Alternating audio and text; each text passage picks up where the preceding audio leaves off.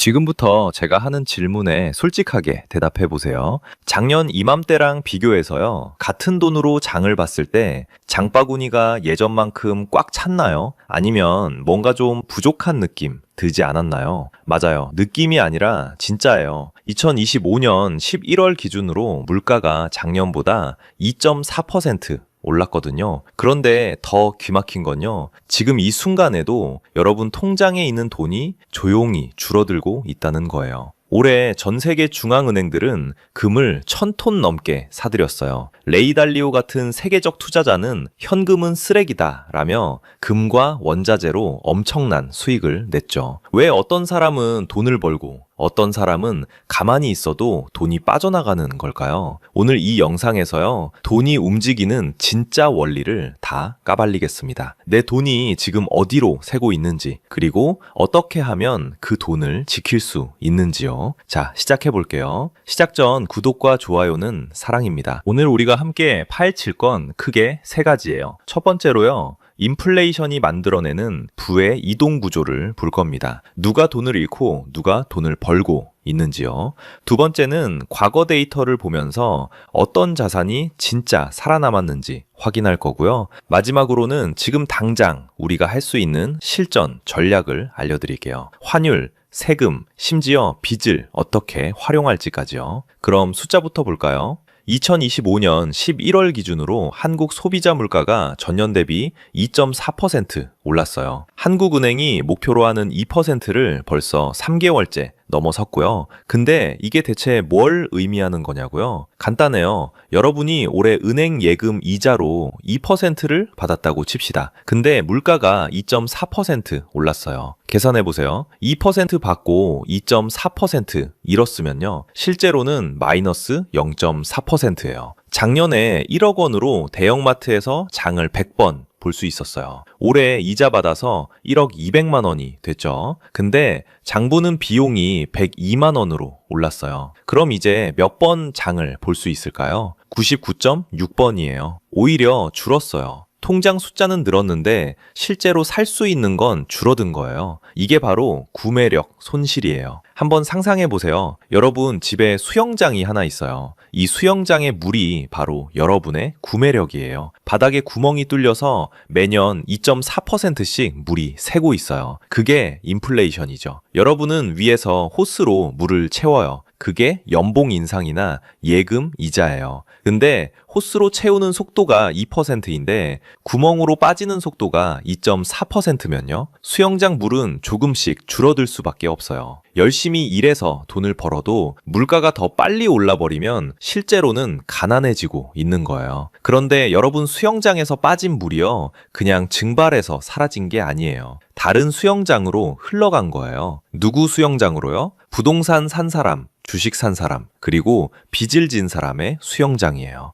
빚을 진 사람이 돈을 벌어요? 말이 안 되죠? 예시를 들어볼게요. 1990년 서울 강남 아파트가 1억 원이었어요. 당시 대기업 부장님 연봉이 2천만 원이었죠. 그때 두 사람이 있었어요. A씨는 난 빚지기 싫어 하면서 은행에 돈을 꾸준히 넣었어요. 10년 뒤인 2000년 드디어 1억을 모았어요. 그런데 그 아파트 가격이 얼마가 됐을까요? 3억이에요. A씨는 10년 동안 허리띠 졸라매고 모았는데 집은 자꾸 멀어진 거예요. B씨는 1990년에 용기를 냈어요. 본인 돈 3천만 원 넣고 은행에서 7천만 원 빌렸어요. 고정금리로요. 그래서 1억짜리 아파트를 샀어요. 10년 뒤 B씨 상황이 어떻게 됐을까요? 아파트는 3억이 됐어요. 빚은 여전히 7천만 원이고요. 그런데 2000년에 부장님 연봉은 5천만 원이 됐거든요. 계산해 볼게요. B씨는 본인 돈 3천만 원으로 순자산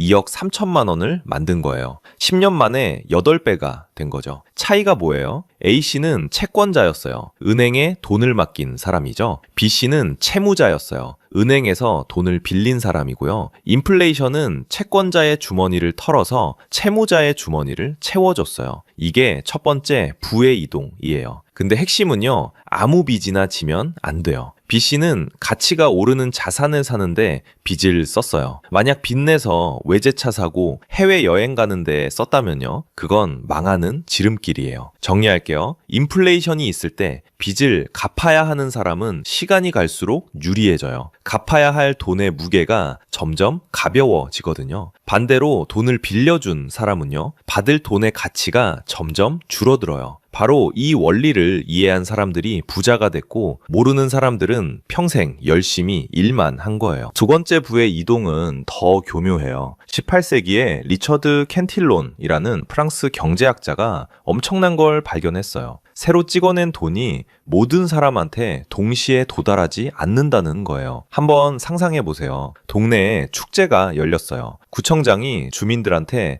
쿠폰 10만 원어치씩 뿌리겠습니다 했어요. 근데 이 쿠폰에는 순서가 있었어요. 첫 번째, 구청장 친구들이 축제 시작 전날 저녁에 미리 받았어요. 다음 날 축제에서 제일 좋은 물건들을 싹 사버렸죠. 아직 가격이 안 올랐을 때요. 두 번째, 축제장 노점 주인들한테 쿠폰이 들어왔어요. 오, 오늘 장사 대박이네 하면서 재고를 다 팔았어요. 그리고 생각했죠. 내일은 가격 올려야겠다. 세 번째, 축제장 주차장 관리하는 아저씨들, 청소하는 이모들한테 쿠폰이 왔어요. 그런데 이미 좋은 물건은 다 팔렸고 가격도 올라 있어요. 마지막, 축제장에서 멀리 떨어진 동네 사람들한테 소식이 들렸어요. 달려갔는데 이미 축제는 끝나고 가격만 올라 있어요. 이게 바로 캔틸론 효과예요. 실제 경제에서도 똑같아요. 2020년 코로나 때를 볼까요? 1단계, 은행과 대기업이 먼저 받아요. 한국은행이 기준금리를 0.5%까지 내리고 돈을 엄청 풀었죠. 삼성, 현대, SK 같은 대기업은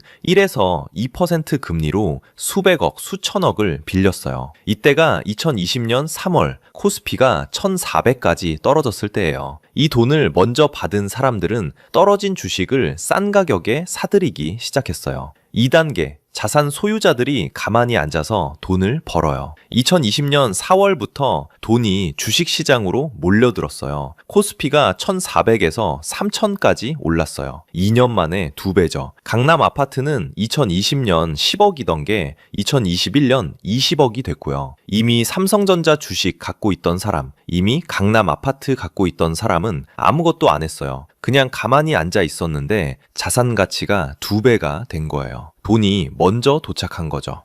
3단계, 월급쟁이한테 돈이 마지막으로 와요. 2020년에 월급 동결됐어요. 1년 뒤인 2021년 회사에서 월급을 3% 올려줬어요. 우와, 좋다 했죠. 근데 그 사이에 뭐가 바뀌었을까요? 강남 아파트는 10억에서 20억, 삼성전자는 5만 원에서 8만 원, 라면은 800원에서 1,000원이 됐어요. 월급은 3% 올랐는데 집값은 100% 올랐어요. 2020년에 돈 좀 모아서 집 사야지 하고 은행에 저축했다면요. 2021년에는 그 집을 살 수 없게 된 거예요. 저축은 했는데 집은 더 멀어진 거죠. 돈은 권력 있는 곳에서 시작해서 자산 있는 곳을 거쳐서 마지막에 노동자한테 도달해요. 이게 두 번째 부의 이동이에요. 노동자에서 자산가로요. 더 섬뜩한 건요, 이게 법을 어긴 것도 아니고 누가 나쁜 짓을 한 것도 아니에요. 그냥 시스템이 원래 이렇게 설계된 거예요. 돈이 흐르는 순서가 정해져 있고요. 먼저 받는 사람이 유리하게 되어 있어요. 세 번째 부에 이동도 있어요. 이건 좀 섬뜩한데요. 가장 큰 빚쟁이가 누군지 아세요? 바로 국가예요. 한국 정부의 국가 채무가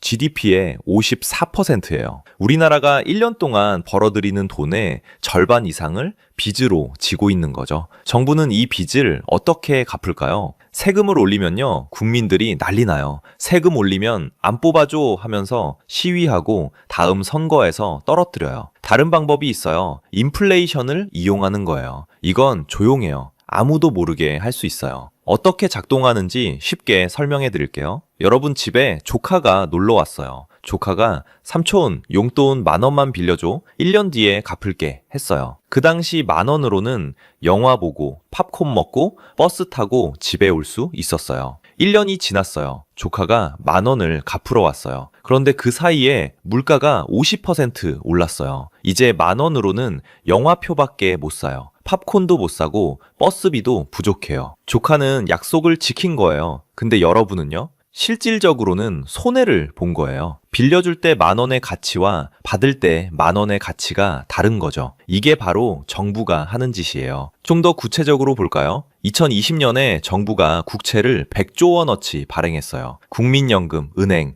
여러분이 가입한 펀드나 보험회사가 샀죠. 결국 우리 돈이에요. 5년 뒤인 2025년 정부는 100조 원을 갚아요.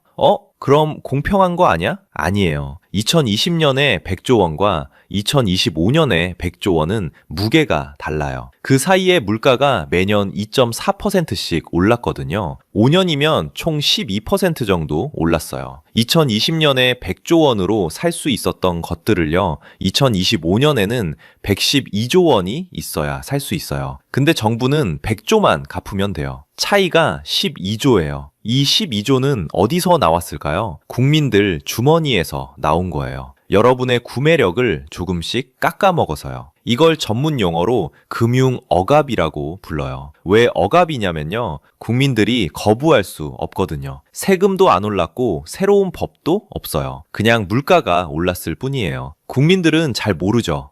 나 이자 받았는데 하면서요. 근데 실제로는 빼앗긴 거예요. 보이지 않는 세금을 낸 거예요. 역사적 사례 하나 볼까요? 미국이 제2차 세계대전 끝나고 GDP의 120%나 되는 엄청난 빚을 졌어요. 이걸 어떻게 갚았을까요? 세금을 올렸을까요? 아니에요. 오히려 세금을 내렸어요. 1950년대부터 1970년대까지 물가를 계속 올렸어요. 조금씩, 근데 꾸준히요. 20년 동안 물가가 2배, 3배 올랐어요. 그 결과 1980년에는 GDP 대비 부채 비율이 30%로 떨어졌어요. 빚을 4분의 1로 줄인 거예요. 실제로 갚은 게 아니라 돈의 가치를 떨어뜨려서요. 누가 그 비용을 냈을까요? 저축한 국민들이요. 국채 산 사람들이요. 이 사람들의 구매력이 조금씩 녹아서 정부의 빚이 가벼워진 거예요. 섬뜩하죠? 더 섬뜩한 건요, 2025년 지금도 똑같이 일어나고 있다는 거예요. 그래서 제가 계속 말씀드리는 거예요. 현금 들고 있으면 안 된다고요. 예금만 하고 있으면 안 된다고요. 왜냐면 여러분이 그렇게 하는 순간부터요, 여러분은 정부의 빚을 대신 갚아주는 사람이 되는 거거든요. 매일 조금씩 보이지 않게요. 정리할게요. 인플레이션은 세 방향으로 부를 이동시켜요. 첫 번째, 채권자에서 채무자로. 두 번째, 노동자에서 자산가로. 세 번째, 국민에서 정부로.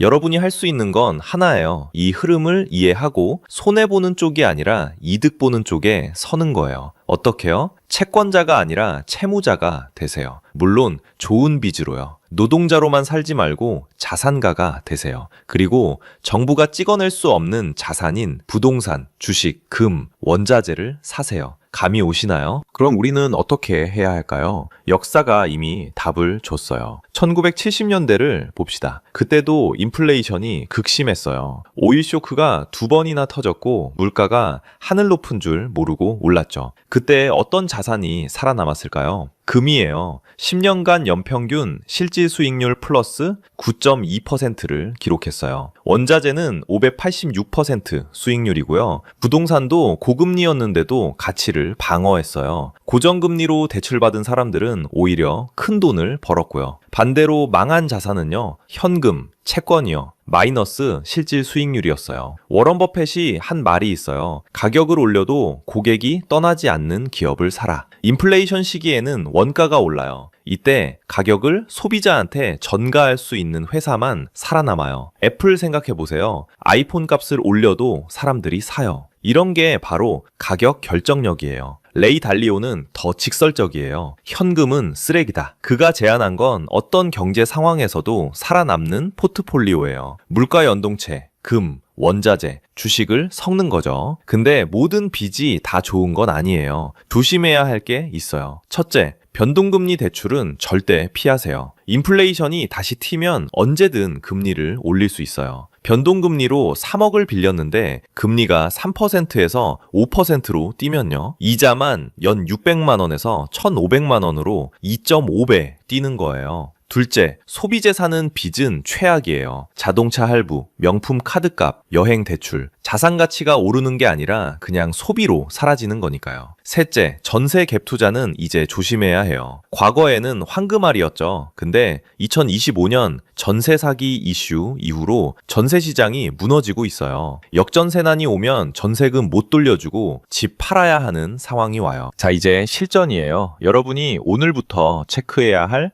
6가지를 알려드릴게요. 첫 번째, 현금 비중을 20% 이하로 유지하세요. 왜냐면 현금은 매년 2.4%씩 녹고 있거든요. 생활비 6개월치만 현금으로 두고요. 나머지는 자산으로 바꾸세요. 내일 당장 ISA 계좌 열고 S&P 500 ETF부터 사세요. 두 번째, 원달러 환율 1,500원을 주시하세요. 왜냐면 원화가 약해지면 수입 물가가 올라요. 1,500원 돌파하면 추가 약세가 가속화될 수 있어요. 대응은요, 자산의 30%를 달러 자산으로 바꾸는 거예요. 미국 주식이나 달러 예금으로요. 세 번째, 한국은행 기준금리 방향을 보세요. 지금은 2.5%예요. 금리 인하 사이클이면 부동산이랑 주식이 유리하고요. 인상 사이클이면 채권이 유리해요. 금리 내리는 국면에선 고정금리로 갈아타세요. 네 번째, 본인 자산 대비 부채를 50% 이하로 유지하세요. 70% 넘어가면 위험해요. 그리고 대출은 반드시 가치가 오르는 자산에만 쓰세요. 다섯 번째, 금을 포트폴리오의 5에서 10% 보유하세요. 이건 화폐 시스템이 흔들릴 때를 대비한 보험이에요. 금 ETF나 골드바로 소액이라도 사두세요. 여섯 번째, ISA 한도를 풀로 활용하세요. 서민형은 4천만 원, 일반형은 3천만 원까지예요. 200만 원까지는 비과세거든요. 배당주랑 해외 ETF를 ISA로 운용하면 세금을 아낄 수 있어요.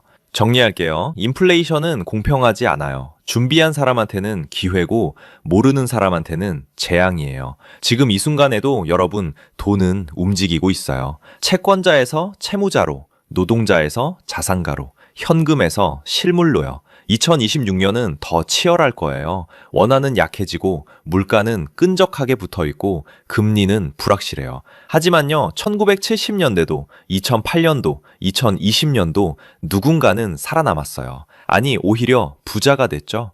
그 사람들이 특별해서가 아니에요. 그냥 원리를 알았을 뿐이에요. 지금 당장 여러분 통장 열어보세요. 현금이 얼마나 있나요? 그 돈 지금 녹고 있어요. 오늘부터 바꾸세요. 현금을 자산으로, 소비를 투자로, 두려움을 기회로. 여러분이 바뀌면 여러분의 미래도 바뀝니다. 오늘 내용도 도움이 되셨다면 보통의 경제학 구독, 좋아요 부탁드립니다. 감사합니다.